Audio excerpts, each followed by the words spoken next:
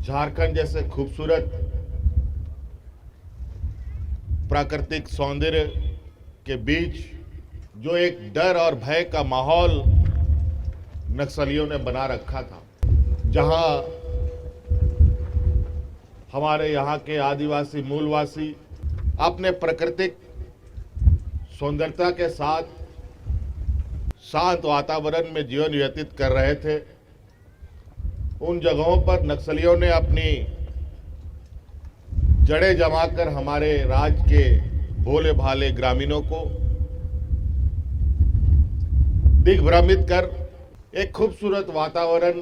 को खराब करने का प्रयास किया। आज पुनः उस वातावरण को लाने के लिए हमारे राज्य के ये झारखंड जगुआर के जवानों ने जिस तरीके से बहुत तेजी से एक अभियान के तहत